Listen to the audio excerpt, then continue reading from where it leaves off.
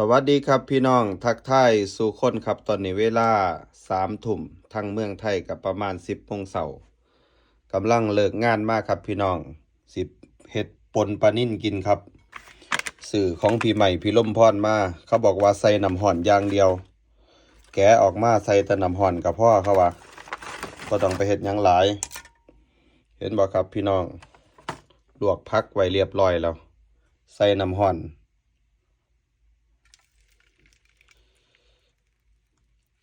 มันสิออกมาเป็นปนปลานิ่นเพิ่นว่านี่แหละครับพี่น้องชีวิตอยู่เมืองนอก